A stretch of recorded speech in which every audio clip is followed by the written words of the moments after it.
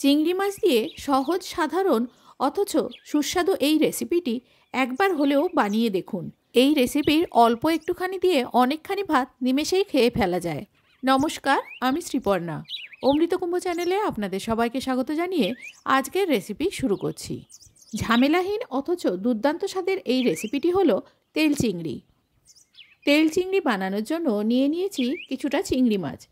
চিংড়ি মাছ ম্যারিনেশনের জন্য একে একে দিয়ে দিচ্ছি পরিমাণ মতো নুন, দিয়ে দিচ্ছি কয়েক ফোঁটা লেবুর রস, পরিমাণ মতো গুঁড়ো হলুদ দিয়ে দিলাম, লাল লঙ্কার গুঁড়ো দিচ্ছি হাফ চামচ, আর সামান্য পরিমাণ গোলমরিচের গুঁড়ো দিয়ে দিচ্ছি, আর দিয়ে দিলাম সর্ষের তেল। এই সব উপকরণের সাথে চিংড়ি মাছটা ভালো করে মাখিয়ে নিয়ে 15 মিনিট ম্যারিনেট করতে দিচ্ছি। 15 মিনিট পর ফিরে এলাম। গ্যাসে কড়াই বসিয়ে সর্ষের তেল গরম করতে দিয়েছি। রান্নাটা পুরোপুরি কিন্তু সর্ষের তেলেই হবে, আর এই রান্নার ক্ষেত্রে তেলের পরিমাণ একটু বেশিই লাগে। তেলটা গরম হয়ে গেলে বেশ কিছুটা রসুন কুচি দিয়ে দিলাম, দিয়ে দিচ্ছি চিলি ফ্লেক্স।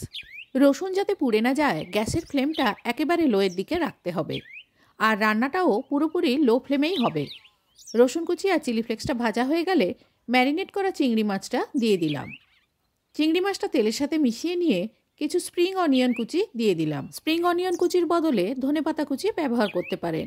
স্প্রিং অনিয়ন কুচি ভালো করে মিশিয়ে নিয়ে ঢাকা দিয়ে দেব। ঢাকা দিয়ে রান্না করব মিনিট 4।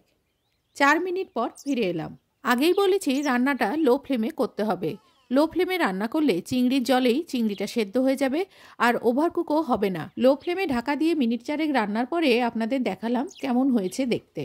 সবশেষে কিছুটা স্প্রিং অনিয়ন কুচি দিয়ে দিলাম, আর 1 চামচ মতো গোলমরিচ গুঁড়ো ছড়িয়ে দিলাম। স্প্রিং অনিয়ন কুচি আর গোলমরিচ গুঁড়োটা ভালো করে মিশিয়ে নিয়ে ঢাকা দিয়ে গ্যাসটাকে অফ করে দিলাম।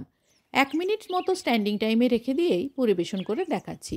চিংড়ির এই সহজ রেসিপি শুধু দেখতে নয়, খেতেও দুর্দান্ত স্বাদের হয়। একবার অবশ্যই ট্রাই করে দেখুন। আজ এই পর্যন্ত। সবাই ভালো থাকবেন। ভিডিওটি শেষ পর্যন্ত দেখার জন্য ধন্যবাদ।